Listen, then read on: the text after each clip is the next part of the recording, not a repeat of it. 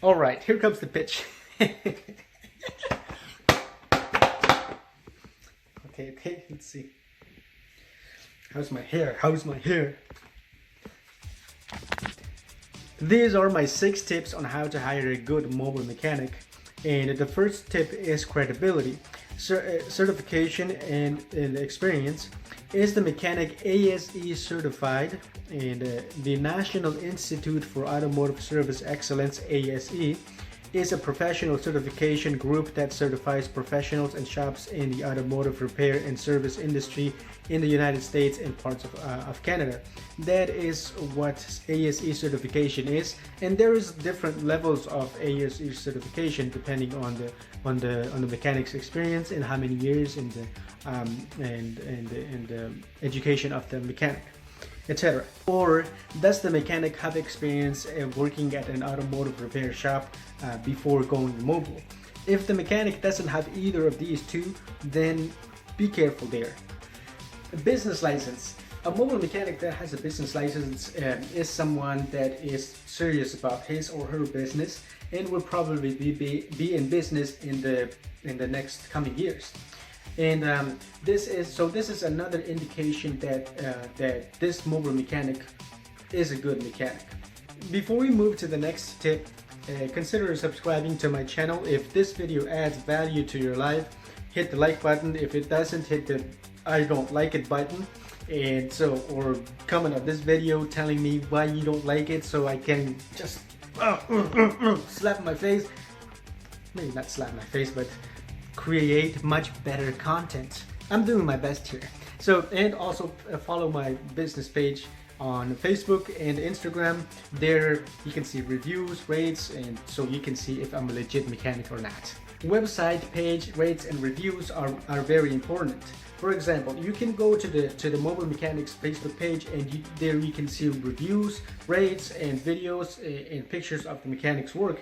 And if you can contact some of those people that review this mechanic to see if it's a good mechanic or not, that'd be a good idea. If this mechanic doesn't have either of these, then don't be afraid to ask for references.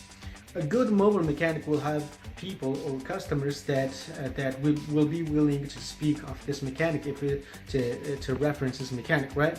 So don't be afraid to ask for references. Ask the mobile mechanic where he gets his parts. And a good mobile mechanic with experience will not deal with used or parts that you can get at a junkyard. And this is because you never know when these parts will go out, if they work at all. And a mechanic with experience will only use parts that are new or remanufactured, because the used parts, they typically don't have a 1-year warranty or a lifetime warranty. And so this is another indication that this mechanic has experience working on cars. Effective conversations. A good mobile mechanic with experience should be able to answer all of your questions about your car, and should be able to give you tips on how to maintain your car and what's going on with your car, and if you need the service or you don't need the service that you call the mechanic out for. Tip number 2, payment. Paying for parts before the mechanic finishes the job is not a good idea. Most good mobile mechanics will have funds in their business to pay for parts. Or better yet, go with the mechanic to the auto parts store to pay for parts if the mechanic doesn't have funds in his or her business to pay for the parts. Ask the mechanic if he charges per hour or per job. A good mobile mechanic will have the tools to pull up an estimate for you to give you a fixed price before he or she goes out to you to fix the job or to fix your car. Unless it's something that you already worked on, or it's something that is not in the books. Tip number 3, scheduled versus just random show-ups. Never hire a mechanic that will just randomly show up to your place and will not schedule an appointment with you.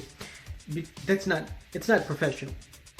A good mobile mechanic will have a schedule and will schedule an appointment with you, and will communicate with you, sending you reminders about your appointment if your appointment is days out, and also will let you know if he or she is going to be early or late to the appointment, because working on cars sometimes gets a little bit complicated. Not all the time, but sometimes. Tip number 4, tools. A good mobile mechanic with years of experience will have all the tools that he needs or to complete any job. If the mechanic shows up to you at your house or your office parking lot with a bag of tools and a ratchet, don't hire that mechanic, because unless it's something simple like maybe some brake pads or changing a light bulb. But if it's something like a timing belt or an oil pan gasket, those jobs or services typically will take more than just a ratchet and some sockets. Tip number 5, ask your friends and family for recommendations. And you probably already know this, but a recommendation from your friends and family is much effective or better than Craigslist or Facebook or Google when it comes to hiring a good mobile mechanic. Last but not least, tip number 6, cheap isn't always better. A good mobile mechanic will not sell himself cheap or too expensive. A good mobile mechanic will charge you a fair price for his time and experience, and so be prepared to pay a fair price for a good quality service.